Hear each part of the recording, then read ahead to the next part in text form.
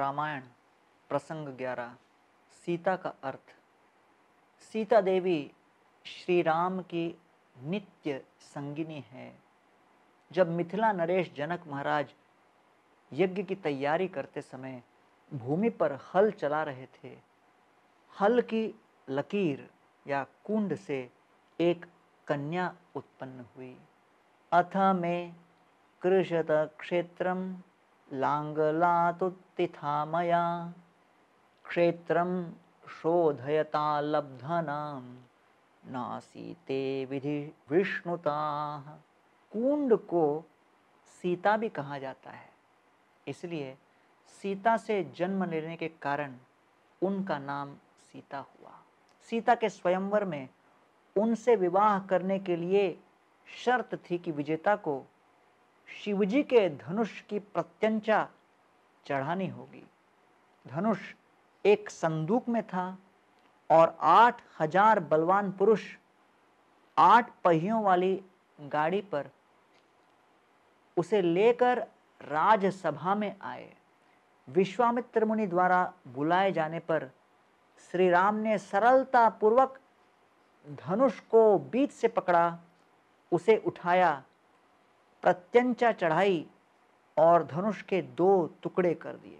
जनक महाराज ने घोषणा की, जनकानां कीर्तिम अहरिष्यति मे सुता सीता भर्तारं साध्य रामम दशरथात्मजम। दशरथ पुत्र श्री राम को पति रूप में प्राप्त करके मेरी पुत्री सीता जनक वंश का गौरव बढ़ाएगी। कन्या वरयते रूपम माता वित्तम पिता श्रुतम बांधवा कुलमिच्छन्ति मिष्टान्न इतरे जना। विवाह में कन्या रूपवान पुरुष चाहती है, उसकी माता धनी दामाद चाहती है, कन्या का पिता सुशिक्षित एवं प्रशिक्षित दामाद चाहता है, कन्या के संबंधी चाहते हैं कि लड़के अच्छे घराने में हो। विवाह में आए अन्य अतिथि मिठाइयों एवं स्वादिष्ट भोजन की इच्छा रखते हैं। चूंकि श्री राम ने उपरोक्त सभी को संतुष्ट कर दिया, उनके विवाह पर सभी प्रसन्न थे। विवाह के बाद तथा कैकेयी द्वारा वनवास दिए जाने से पहले श्री राम एवं सीता देवी 12 वर्ष अयोध्या में रहे। वनवास की सूचना पाकर श्री राम ने उदार मन से इसे स्वीकार कर लिया और वनवासियों की वेशभूषा पहनकर सीता देवी से मिले। जब सीता ने पूछा, आपने ये वेश क्यों पहना है?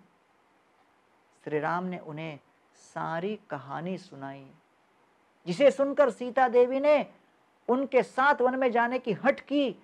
सीता देवी ने कहा, मेरे पिता के ज्योतिषी ने बहुत पहले ही इस वनवास की भविष्यवाणी कर दी थी, इसलिए मैं इस दिन के लिए पहले से ही तैयार थी।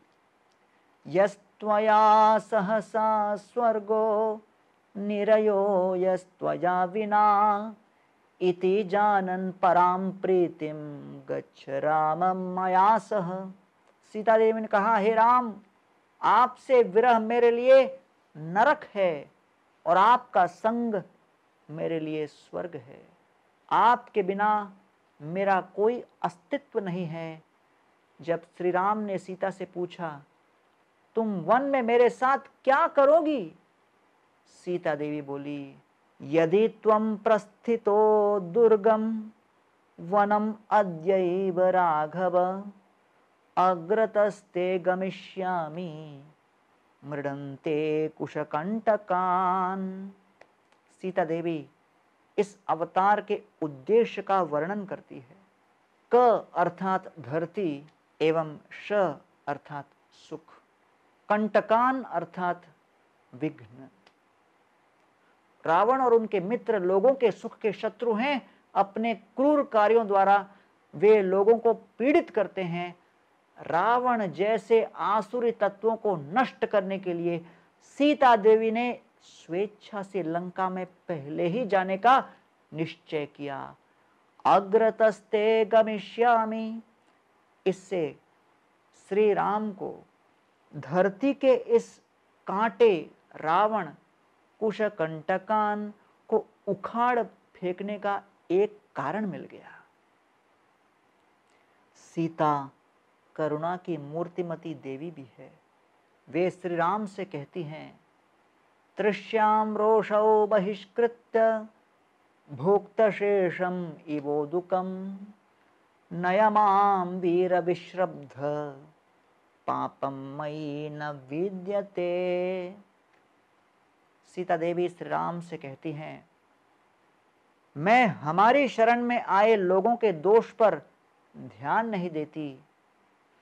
जो मुझसे द्वेष रखते हैं, मैं उनकी इच्छा न होने पर भी उनकी रक्षा करती हूँ। हे श्री राम, कृपया दया और क्षमा जैसे मेरे गुणों के कारण कृपया मुझसे अप्रसन्न होकर क्रोध न करें। सीता का स्वभाव 3 चरणों में दिखाई देता है। प्रथम, श्री तत्व। इसके अंतर्गत वे श्री राम के साथ प्रेम के अवियोज्य बंधन को प्रदर्शित करती है। ठीक उसी प्रकार जैसे सूर्य और उनकी किरणों तथा फूल और सुगंध के बीच संबंध होता है, इस प्रकार वे जीवन निर्वाह के उत्तरदायित्व में बराबर की भागीदारी लेती है। दूसरा, जीव तत्व। इसके अंतर्गत वे दिखाती है कि किस प्रकार जब जीवात्मा भगवान राम के सुख से अलग इंद्रिय भोग रूपी सोने के हिरण से आकर्षित होता है, तो वह अपने 5 कर्मेंद्रियों और 5 ज्ञानेंद्रियों के साथ रावण रूपी मन द्वारा अपहरण कर लिया जाता है और भवसागर के बीचों बीच लंका रूपी भौतिक शरीर में कैदी बनकर रह जाता है। तीसरा, मध्यवर्तित तत्व। इस रूप में वे करुणा से भरी हैं और श्री राम और पतित जीवों के बीच मध्यस्था की भूमिका निभाती है। एक ओर वे पतित जीवों के उत्थान का प्रयास करती है, दूसरी ओर श्री राम से उन्हें क्षमा करने का निवेदन करती है और जीवों को श्री राम की सेवा में नियुक्त करती है। इसी भावना में वे लंका में रावण से कहती है, विदित सहि धर्मज्ञ शरणागत वत्सल तेन मैत्री भवतु ते यदि जीवितमिच्छसि। अरे रावण, श्री राम धर्मज्ञ हैं, अपनी शरण में आए व्यक्ति से प्रेम करते हैं। यदि तुम जीवित रहना चाहते हो तो कृपया श्री राम के साथ मैत्री स्थापित कर लो। वे असीम सहनशीलता, दया तथा क्षमाशील माता की देवी हैं, जो प्रेम पूर्वक हमें हमारे परम पिता भगवान श्री राम से जोड़ती हैं।